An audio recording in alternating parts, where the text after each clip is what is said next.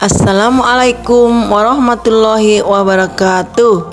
Salam dan bahagia Bapak dan Ibu guru hebat. Saya Lindawati Batubara, SPDSD, Unit Kerja SDN 1011 10 Gunung Tua, CGP Angkatan 11 Kabupaten Padang Lawas Utara. Sebelumnya saya ucapkan terima kasih banyak kepada Bapak Fasilitator M. Yakub Sitorus dan Ibu Pengajar Praktik Teti Maharani Pulungan yang setia dan senantiasa memberikan motivasi kepada saya dalam mengikuti pendidikan guru penggerak.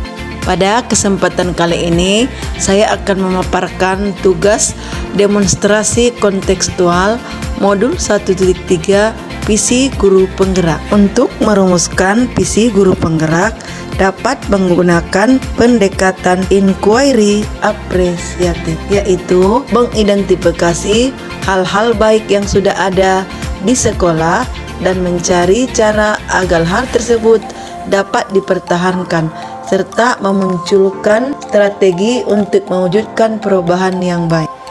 Untuk menggunakan pendekatan inquiry apresiatif, langkah pertama yang dilakukan adalah metode Bagja. Metode Bagja yaitu terdiri dari B.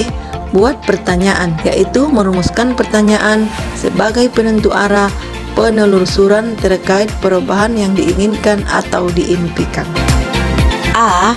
Ambil pelajaran, yaitu mengumpulkan berbagai pengalaman positif yang telah dicapai di kelas maupun di sekolah serta mengambil pelajaran dari hal-hal positif tersebut. G. Gali mimpi, menyusun narasi tentang kondisi ideal apa yang diimpikan dan diharapkan menjadi dalam pembelajaran.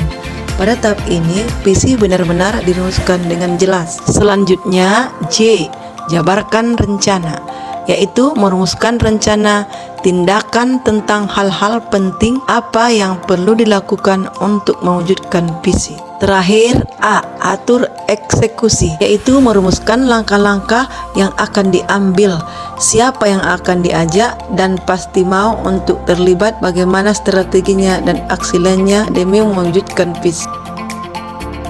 Visi guru penggerak, terwujudnya generasi pembelajar sepanjang hayat yang berkarakter religius, mandiri, kreatif, dan siap menghadapi tantangan. Untuk mewujudkan visi guru penggerak, saya mengambil prakarsa perubahan, yaitu mengembangkan pembelajaran yang menyenangkan untuk dapat meningkatkan kemandirian siswa. Adapun alur Bagja yang pertama adalah B. Buat pertanyaan utama. Pertanyaannya yaitu, apa yang harus saya lakukan agar dapat mengembangkan pembelajaran yang menyenangkan untuk meningkatkan kemandirian siswa. Sedangkan tindakan atau pendidikan yang perlu dilakukan adalah, yang pertama, membaca berbagai literatur cara meningkatkan kemandirian siswa melalui berbagai sumber. 2. Menggali informasi dari kepala sekolah dan teman sejawat tentang pembelajaran yang menyenangkan untuk meningkatkan kemandirian siswa. 3. Mencari tahu karakter peserta didik berdasarkan asesmen diagnostik. Yang kedua, ambil pelajaran. Pertanyaannya yaitu, siapakah yang pernah berhasil mengembangkan pembelajaran yang menyenangkan untuk meningkatkan kemandirian siswa? Bagaimana memilih model pembelajaran yang dapat meningkatkan kemandirian siswa? Aktivitas apa saja yang dilakukan untuk meningkatkan kemampuan kemandirian siswa? Dan keterampilan apa yang sudah saya miliki untuk mendukung usaha tersebut?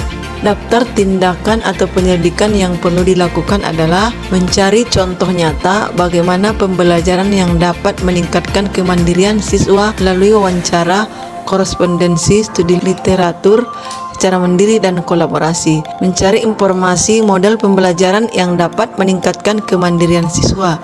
Melakukan refleksi diri untuk mengenali potensi kita dalam menemani siswa mengembangkan kemandiriannya. Yang ketiga, gali mimpi.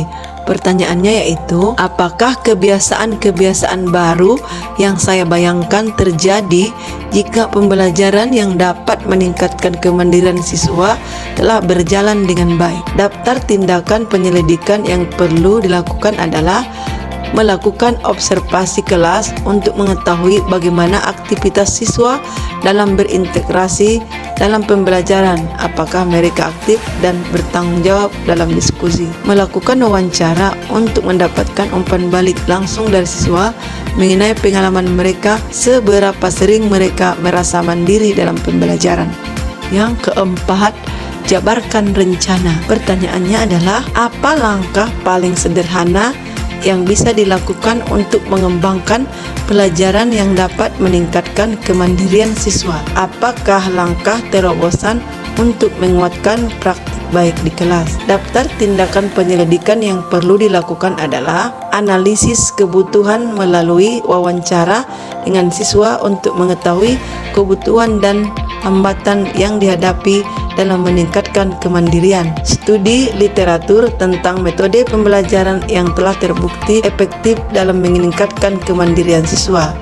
Pelatihan guru tentang strategi pembelajaran yang berfokus pada kemandirian serta pembelajaran berbasis pembelajaran mandiri. Identifikasi praktik baik yang ada dan lakukan wawancara untuk mengidentifikasi praktik yang dianggap berhasil dan mengapa mereka efektif. Atur eksekusi.